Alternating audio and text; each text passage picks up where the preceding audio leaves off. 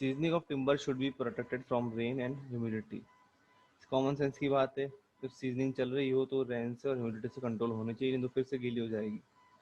ठीक है, तो वाट सीजनिंग क्यों ज़रूरी है, क्योंकि इसमें बहुत बड़ा रेशो वाटर का रेशो अवेलेबल होता है पेड़ के अंदर। तो उसको बिल्डिंग मटेरियल में यूज़ में लेने से पहले उसको पूरा ड्राई किया जाता है, मतलब वाटर का कंटेंट पूरा बाहर निकाल दिया जाता है। ऑब्जेक्ट्स ऑफ सीजनिंग, ऑब्जेक्टिव्स क्या क्या है सीजनिंग के? To impact hardness, stiffness, strength and better electrical resistance to timber.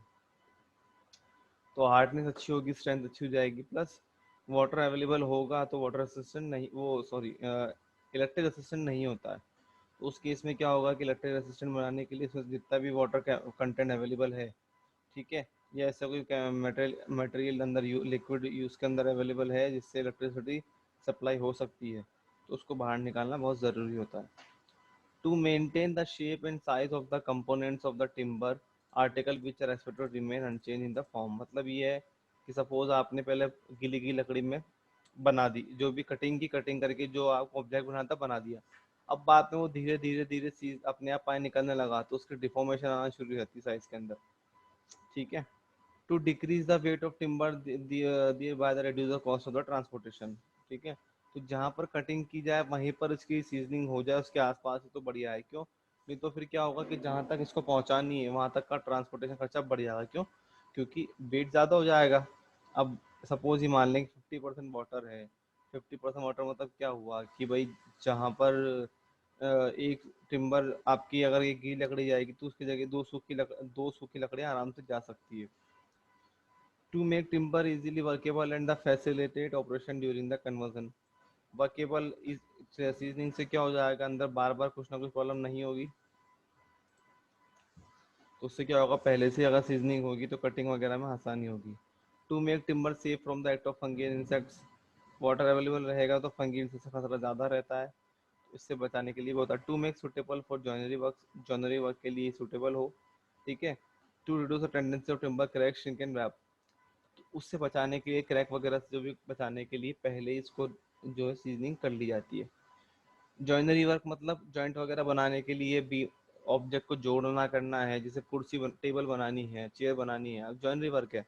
अब आपने क्या किया कि जनरली आपने देखा होगा कि कई बार कील वगैरह यूज में नहीं लेते हैं, उसको ऐसे कैसे उसमें फंसा देते हैं लकड़ी को।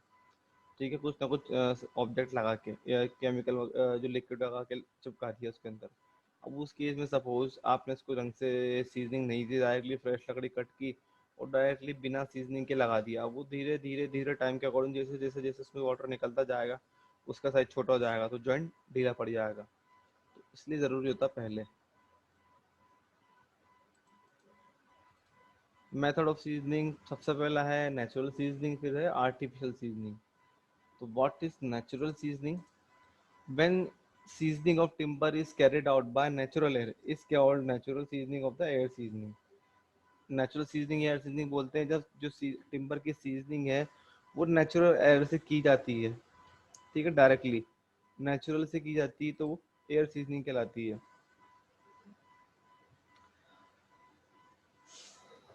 अब क्या प्रोसीजर है सीजनिंग को एयर सीजनिंग को अडॉप्ट करने से पहले? Timber is cut and sawn into suitable sections और प्लैंक्स और स्कैंटलिंग्स। ये पार्ट्स है प्लैंक्स, जो आपके कहूँ हिंदी में फंटे हैं, ब्लॉक्स है, तो ढंग से कटी हुई होनी चाहिए अलग अलग ब्लॉक्स में। To place where stakes to constructed is to clear in the level of the good drainage. ठीक है, the place where stake is to be constructed is clear and level to good drainage. Stake का मतलब होता है इसमें जो लकड़ी के ऊपर लकड़ी जमाते हैं, तो उस वहाँ पर ड्रेनेज सिस्टम भी होता है अच्छा होना चाहिए। क्यों? गलती से अगर सपोज पानी आ गया तो पानी बाहर निकल जाए। The timber pieces can either be stack horizontally और वर्टिकली। टिम्बर के जो पीस है, ये जो स्टेकिंग ये कहलाती है। स्टेकिंग एक के ऊपर एक के ऊपर एक, देखो जो लकड़ी को रख रखा है स्टेकिंग कहला रही है। ठीक है, स्टेक बनाना। तो स्टेटनिंग स्टेक बनाओ वो हॉरिजॉन्टल भी हो सकती है, वर्टिकल भी हो सकती है। The base platform of the stake may be kept 30 centimetre above the ground level. The base platform of the stake मतलब जो सबसे लोअर जो स्टेक होगा, ठीक है, ये सबसे नीचे वाला, वो कम से कम कितना 30 सेंटीमीटर ग्राउंड से ऊपर की तरफ होना चाहिए। 30 सेंटीमीटर ऊपर की तरफ हो, मतलब किसी ना किसी सपोर्ट पे होना चाहिए। The timber pieces are sorted out according to their size, they are stayed in the layer one layer above the other। भाई हॉरिजॉन्टल वर्टिकली आपको जमाना है स्टिक, तो साइज के अकॉर्डिंग लकड़ियों को जमा लिया जाए। The layer are separated by the dry piece of wood thickness 25-35 mm. The spacers may be kept 45 mm to 600 mm। The stake is protected from rain, sunlight and heavy wind। ठीक है, stacking में दिख रहा है आपको कि हर एक लकड़ी के बीच में कुछ ना कुछ गैप है। तो ये 45 mm तक इसके अंदर एक एक के अंदर बीच में कुछ ना कुछ गैप होना चाहिए, ताकि लकड़ियाँ एक दूसरे टच ना हो, तो मतलब इसमें गैप हो। दूसरी बात, डायरेक्टली सनलाइट, डायरेक्ट सनलाइट, ठीक है, और रेन से प्रोटेक्ट करने के लिए इसमें शेड लगा रखी है, दिख रहा है आपको। तो शेडिंग से क्या डायरेक्टली सनलाइट भी नहीं आएगी, तो अचानक से ड्राई होने से क्या होता है कि क्रैकिंग खतरा बढ़ जाता है, तो एयर सीजनिंग कहलाती है। तो लकड़ी के अकॉर्डिंग, वुड के अकॉर्डिंग एयर सीजनिंग क्या कहलाती है कि भाई आपने किसी लकड़ी को एक शेड के अंदर रख दिया, अब हवा चलती रहेगी, पानी निकल उसके हवा के साथ साथ उसके अंदर से मॉइस्चर बाहर निकलता रहेगा। If the drying is regular, the shrinkage of timber will also be regular, and this is set up internal stress between fibers। Seasoning of timber should be protected from the rain and the humidity। Air drying natural seasoning वही, slope roof on keep on the rain, एक slope roof बना दी ताकि पानी रुके भी ना इसके अंदर, पानी बाहर निकल जाए, ठीक है। और ज़मीन से ऊपर ग्राउंड लेवल से डायरेक्ट टच ना हो, स्टेक को ऊपर की तरफ रखा हुआ है, और इन स्टेक्स के बीच में भी गैप है। तो और जहाँ पर बहुत ज़्यादा तेज़ हवा चलती है वहाँ से भी बचा के रखना चाहिए। तो उस केस में क्या होगा, फिर थोड़ा बहुत कवर करना पड़ेगा, विंडोज़ वगैरह बनानी पड़ेगी ताकि डायरेक्टली एयर ना लगे इसके ऊपर। बाकी नेचुरल सीजनिंग इस तरह से होती है कि भाई लकड़ियों को कट कर लिया आपने, जितने पार्ट में कट करना था, कट करने के बाद प्लैंक्स बना लिए या फिर छोटे छोटे अपन एक पार्ट्स में कट कर लिया, ताकि सीजनिंग आसानी हो जाए। सबसे देसी तरीका है, लकड़ियों को कुछ दिन रख दिया कि ये रखे रखे उसमें जो है वाटर निकल जाता है। अब एडवांटेज क्या है नेचुरल सीजनिंग के, the moisture content of wood can be brought down to about 10 to 20%। It does not require skill supervision, skill supervision की जरूरत नहीं है, स्किल सुपरविजन की जरूरत नहीं है। डायरेक्ट लकड़ियों को रखा और शुरू हो गई seasoning. The thicker section artificial seasoning is the uneconomical where natural seasoning can be adopted. मतलब बड़े सेक्शंस के लिए क्या होता है कि अभी पढ़ेंगे अपन आगे, आर्टिफिशियल सीजनिंग का इकोनॉमिकल नहीं हो पाती है। तो उस केस के अंदर आपको टाइम है आपके पास कि ठीक है सूख जाएगा, ठीक है, इतनी कोई लार्ज क्वांटिटी आपको देनी नहीं है ना, जल्दी है आपको, तो नेचुरल सीजनिंग कर सकते हैं, लकड़ियों को दूर दूर रख दो, पानी निकल जाता है। The method is cheap and simple, simple and cheap है, ठीक है। डिसएडवांटेज क्या क्या है, less control over air, the drying of different surface may not be uniform, changes of attack of fungi and insect during the seasoning, chance to attack and fungi of the insect during the seasoning। इसमें क्या होता है कि less control over air, air पे आपका control नहीं है, हो सकता है बहुत कम हवा चल रही है, बारिश का टाइम था, आपकी जो हवा में ह्यूमिडिटी है एयर के अंदर ही, उस केस में आप सुखाने की कोशिश करोगे तो बहुत लंबा टाइम लगेगा, ठीक है। कई बार बहुत तेज बहुत कम हवा भी चलती, देखा हो जो हवा नहीं चल रही है, तो उस केस में भी टाइम लग जाता है। और ड्राइंग सरफेस, इसमें क्या होता है कि कई बार ऊपर से हो जाता है, ऊपर की तरफ से तो हो जाता है, एक तरफ से नहीं होता है, ठीक है, तो उसमें प्रॉब्लम आती है, मतलब थोड़ा सा अनइवन हो जाता है ये। अगर ऑब्जेक्ट बड़े बड़े हैं ना, छोटे छोटे ऑब्जेक्ट्स में तो क्या पूरे सूख जाते हैं, थोड़े बड़े ऑब्जेक्ट्स भी हैं तो उसमें कई बार क्या होता है ऊपर ऊपर से हो जाती है, आपको लग रहा है ठीक है भाई इसमें सीजनिंग हो गई, लेकिन जब कटिंग होकर करते हैं अंदर से पार्ट बनाते हैं तो अंदर थोड़ी गीली निकलती है सेंटर पार्ट के अंदर। ये बड़ा ऑब्जेक्ट एक तरफ से हो गया एक तरफ से नहीं हुआ, इस केस में इस तरह से होता है। एक सेकेंड होल्ड।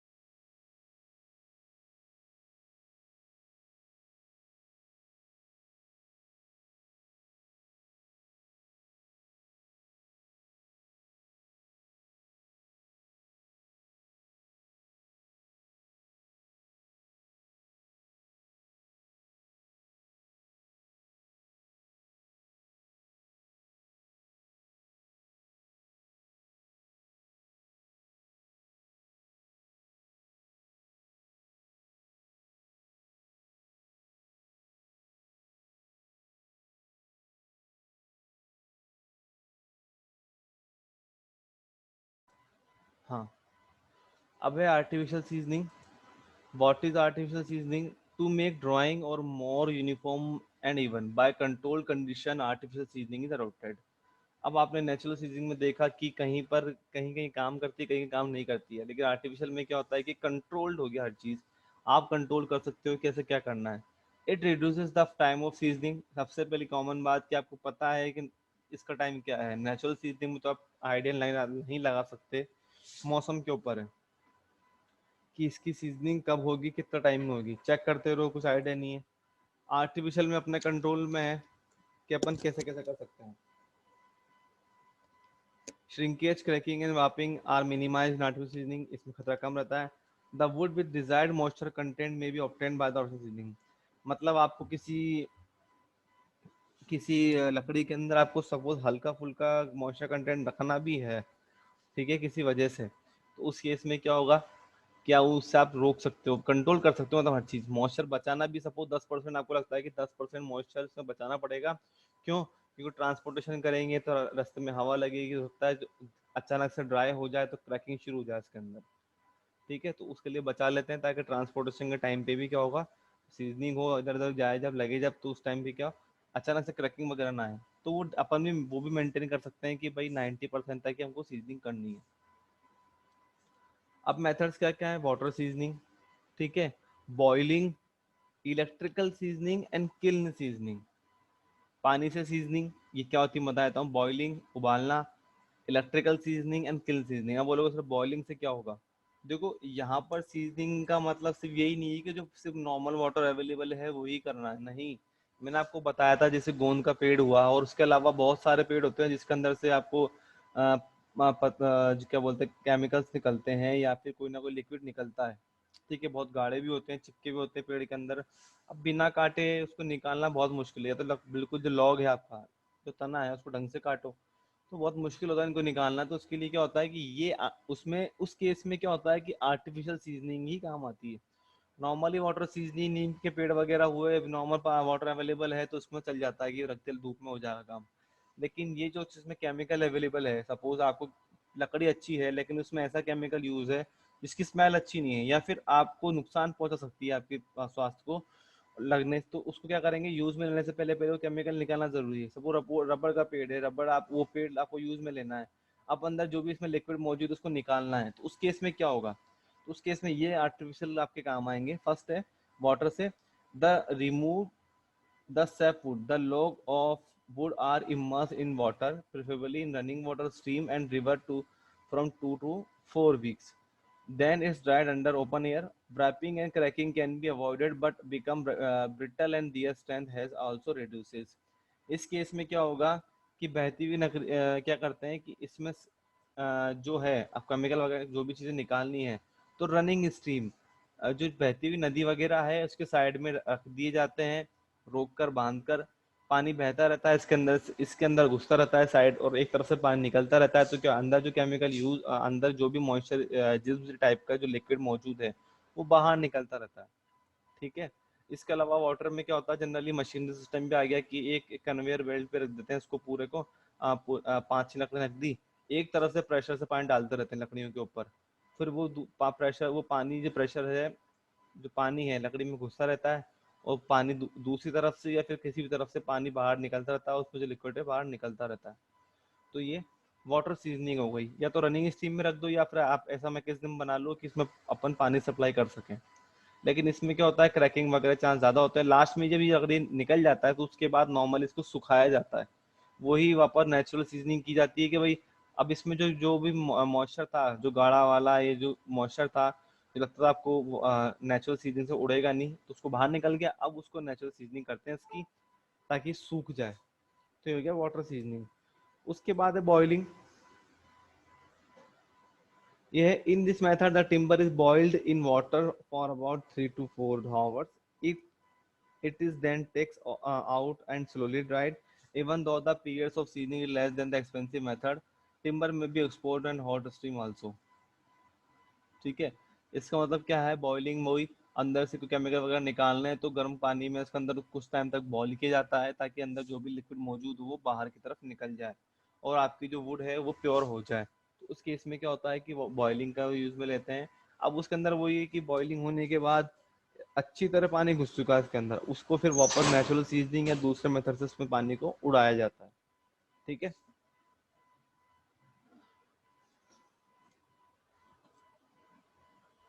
इलेक्ट्रिकल सीजनिंग, इसमें क्या है, it is an establish fact that the green timber offer less resistance to the flow of electricity current as compared to the dry timber. This is done by the passing high frequency AC current through the timber. The timber gets heated and dried out. The method is a uniform seasoning wood, but the capital cost of equipment need is more. It is the very rapid method. This method is used in the manufacture of plywood. क्या कहना चाह रहे हैं कि plywood manufacture में use में आता है। इसमें क्या करते हैं कि अभी जब वाटर कंटेंट अवेलेबल है लकड़ी के अंदर, तो मतलब इसमें इलेक्ट्रिसिटी सप्लाई हो जाएगी। तो इस केस में क्या करते हैं कि दोनों तरफ इसके अंदर एसी करंट सप्लाई करते हैं लकड़ी के अंदर। उससे क्या होता है कि हीटिंग बढ़ जाती है पानी के अंदर। पानी के अंदर सॉरी वुडन के अंदर हीटिंग बढ़ जाती है, तो उससे क्या होता है लकड़ी गर्म होके गर्म होने लगती है, और उसके अंदर जो भी लिक्विड मौजूद है वो बाहर निकलने लगता है। ठीक है, उड़ जाता है वो। तो इलेक्ट्रिकल मेथड यही है कि भाई आप करंट सप्लाई कर दिया, और नॉर्मल चीज़ है जिसके अंदर इलेक्ट्रिक सप्लाई होती है उसमें हीट जनरेट हो जाती है करंट की सप्लाई के बाद। तो वुडन में वही करते हैं कि इलेक्ट्रिक सप्लाई करी और उसकी हीट से पूरा आपका जो है जो लिक्विड मौजूद है या फिर जो भी वाटर कंटेंट है फटाफट बाहर उड़ जाता है। ठीक है, हाथों हाथ ही। लेकिन इसका क्या है, इनिशियल कॉस्ट ज़्यादा है, इसको मेंटेन करना, इसकी मशीनरी लगाना, उसके बाद इसके अंदर है ना करंट को वोल्टेज है उस मेंटेन रखने के लिए समझना पूरा। तो ये इनिशियल कॉस्ट महंगी है, लेकिन ये फास्ट एक्शन है लकड़ी में से आपको जो मॉइस्चर को बाहर निकालना। Chemical, in this method green timber is soaked in the saturated solution of suitable salt and then remove the seasoned. The interior moisture is drawn out by the saturated salt solution and the interior part dries before the outer part. Less chance of external cracks. इसमें क्या होता है कि salt वगैरह के अंदर जो salted water होता है इसके अंदर थोड़ा डुबा के रख देते हैं, जो केमिकल होता है उसमें डुबा के रख देते हैं। तो उससे क्या होता है कि वाटर वगैरह जो पानी वगैरह है बाहर निकलना शुरू हो जाता है, और फिर जब उसको बाहर निकाल के सुखाते हैं तो उस केस में क्या होता है फटाफट इसका सीजनिंग हो जाती है। तो ये केमिकल है, मतलब केमिकल सोल्यूशन में डुबा के रखना। आपका लास्ट है किल्न सीजनिंग। सीजनिंग के अंदर in this method timber is carried out inside the tight chamber. इसमें वही है कि भट्टी के अंदर हल्की हल्की हीट दी जाती है, पैक कर दिया जाता है। उससे क्या होता है पूरी लकड़ी गर्म हो जाती है, और तपने के बाद उसमें सारी हीट बाहर जिसमें सारा मॉइस्चर बाहर निकल जाता है। किल्न तो होती है भट्टी। ठीक है, various process of seasoning. The timber is arrange inside the chamber such that the space are left for free air circulation. क्या करते हैं कि चैम्बर के अंदर लकड़ियों को सेट कर दिया और इतनी जगह रखी जाए कि एयर सर्कुलेशन हो सके, स्टैकिंग ढंग से की जाए। Humid and heated air temperature is about 35 degrees centigrade to 38 centigrade is then forced inside the chamber by suitable arrangement. It is allowed to circulate around the timber pieces. Evaporation from the surface of timber pieces is prevented because the high humidity of air. ठीक है, तो इसमें क्या कहता है, जो आपका kiln है उसके अंदर जो आपके टिम्बर है उसकी स्ट्रैकिंग ढंग से की जाए, ताकि जब इसको हीट आए इसके अंदर। ठीक है, 35 डिग्री टू 38 डिग्री तक रखा था टेम्परेचर। उससे क्या होता है कि हीटिंग हीटिंग मिलने से इसके अंदर जो मॉइस्चर कंटेंट उड़ने लगता है, तो इतना स्पेस तो हो कि जो मॉइस्चर है वो बना न रहे अंदर। ठीक है, वो जो मॉइस्चर कंटेंट है वो बाहर निकलने की इसके पास जगह हो, तो स्टैकिंग पूरी ढंग से की जाए इसके अंदर। तो ये आपको मैंने किल्न की इमेज दिखाई थी कि एक जस्ट एग्जांपल है। किल्न और बड़े भी हो सकते हैं, जितना लार्ज अमाउंट की वहाँ पर सीजनिंग होती है उतना ही बड़ा किल्न होता है। ठीक है, अलग अलग टाइप की किल्न्स होती है बहुत सारी। तो किल्न सीजनिंग में यही है कि रैपिड एक्शन होता है। ठीक है, वुड को काट के पीसेस के अंदर डिवाइड करके प्लैंक्स बना के या फुटलॉक्स बना के छोटे छोटे पार्ट्स में डिवाइड करके इसको डायरेक्टली सीजन करने के लिए किल्न में डाल देते हैं। The heat gradually reaches inside the timber pieces. The relatively humidity is now gradually reduces. Gradually मतलब धीरे धीरे जब वुड के अंदर आपका जो हीट अंदर जैसे जैसे जाती जाती है वैसे वैसे अंदर जो मॉइस्चर कंटेंट है ग्रेजुअली बाहर निकलता रहता है। ठीक है, the temperature is then the increase and maintain till the desired degree of moisture content is obtained. The temperature is then increase and maintain, धीरे धीरे टेम्परेचर को बढ़ा के और उसको मेंटेन रखना है ठीक है, जहां तक डिजायर्ड मॉइस्चर कंटेंट ऑब्टेन, जहां तक आपको मॉइस्चर कंटेंट इसमें से बाहर निकालना है। ठीक है, अब एडवांटेजेस क्या क्या है इसके। Advantages of seasoning, handling and transportation cost of wood can be reduce. ठीक है, रिड्यूस्ड। सबसे बड़ा एडवांटेज है, जब मैंने बताया कि आपको अप्रोक्स 50% तक उसके अंदर क्या मॉइस्चर अवेलेबल हो सकता है, तो आप इमेजिन कर सकते हैं कि इसके ट्रांसपोर्टेशन कॉस्ट कितनी ज़्यादा हो जाएगी। सबसे पहले इंपॉर्टेंट पॉइंट यही है कि आजकल सबसे इंपॉर्टेंट पार्ट है मनी। आपका कितना पैसा लग रहा है, कितना पैसा बच रहा है। तो अगर 50 में 40% भी बात करूँ कि एक बाय वेट, मतलब अगर 100 किलो का आपका लॉग है, 100 आप 100 kg के अंदर सपोज 40% मॉइस्चर है, मतलब 40 kg के अंदर वह मॉइस्चर कंटेंट अवेलेबल है, तो 140 kg हो गया वो 100 kg हो सकता है। तो कितना फर्क पड़ेगा ट्रांसपोर्टेशन में, क्योंकि जो ट्रेलर वगैरह की लिमिट होती है, उसमें क्वांटिटी काउंट तो होती नहीं है कि भाई इतना लिया सकता हूँ मैं, तो लिमिट होती है भाई इतना वेट लिया सकता हूँ, और कॉस्ट इतनी लगने वाली है। तो आप सीजनिंग पहले ही कर लें, ताकि दूर जहाँ जहाँ भी ट्रांसफर हो सके, होना करना है, वहाँ ज़्यादा क्वांटिटी अपनी कम कॉस्ट में पहुँच सके। Season timbers show good resistant to decay. Decay मैंने बताया था, डीके मतलब इसमें कोई भी रोग लगना, इसमें इरोजन वगैरह जो भी होता है सरफेस का और अंदर का, वो कम होता है, अच्छा रेसिस्टेंस होता है इसके अंदर। ठीक है, क्योंकि वाटर अवेलेबल होता है, तो उसमें इंसेक्ट्स और फंगल का खतरा बढ़ जाता है, तो फंगल और इंसेक्ट से बचा जा सकता है, डीके नहीं होगा उससे फिर। ठीक है, the timber should be season before the application of painted varnishes preservatives. Seasoning से पहले, सीजनिंग के बाद जो प्रोसेस होते हैं, सपोज आपने इसको कन्वर्ट कर लिया। ठीक है, कन्वर्ट करने के बाद आपने टेबल बना ली इसकी। ठीक है, तो उसके बाद उसमें आराम से पेंट वार्निश प्रिजर्वेटिव आराम से लग सकते हैं। ठीक है, तो ये सीजनिंग से पहले हो जाती है। नहीं तो क्या होगा, फिर मॉइस्चर कंटेंट अवेलेबल डायरेक्टली इस पर आपने पेंट और वार्निश लगा दिया, तो इंटरनल कंडीशन की वजह से पेंट खराब हो जाएगा, पपड़ी बन के निकलने लगती है। Ease of the workability of timber, timber पे वर्क करना आसान हो जाता है। ठीक है, वर्केबिलिटी मतलब एक तो उसको कटिंग करने में आसानी हो जाती है, प्लस इसके अलावा उठाना करना में आसानी होती है इसके अंदर। तो वर्केबिलिटी मतलब आपको हर चीज़ की आसानी। Dimensional stability of furnished product can be maintain, dimensionally stability of furnished products can be maintain. मैंने इस आपको एग्जांपल दिया था कि जॉइनरी कारपेंटरी में क्या होता है कि आपने दो दो पार्ट्स को जॉइन कर दिया। जॉइन ऐसे किया था कि उसमें कोई भी आपने कील वगैरह डाली नहीं है, लेकिन आपने उसको होल्ड कर रखा उसके ऊपर। ठीक है, अब होल्ड में आपने ग्लू वगैरह लगा के चिपका दिया उसके अंदर। अब जनरली क्या हुआ, आपने उसको सीजनिंग की ही नहीं थी। अब जो बेस मेंबर उसकी सीजनिंग हुई भी नहीं, वाटर मॉइस्चर कंटेंट अवेलेबल है और आपने उसको जोड़ दिया। अब मैं कहूँ कि इसमें 40% भी बाय देयर वेट उसके अंदर मॉइस्चर अवेलेबल था। अब क्या होगा कि जैसे जैसे उसमें मॉइस्चर निकलता जाएगा, इसमें साइज का रिडक्शन आता जाएगा। अब साइज का रिडक्शन आते ही क्या होगा कि जो आपका जॉइनरी है, जो आपने जॉइंट बना हुआ था उसका, वो जॉइंट आपका क्या होगा, ढीला पड़ना शुरू हो जाएगा। ठीक है, अपनी जगह छोड़ना शुरू हो जाएगा वो।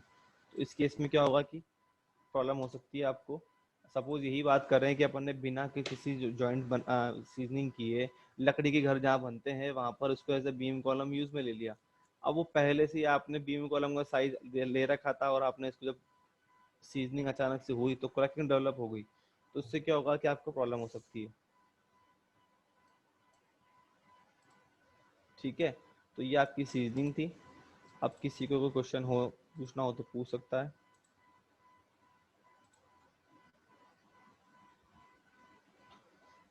एनीवन? सर एक बार इलेक्ट्रिकल वाली समझा दीजिए, इलेक्ट्रिकल सीजनिंग वाली थोड़ा बहुत समझा दो वापस से। ठीक है, देखो मैं समझाता हूँ आपको।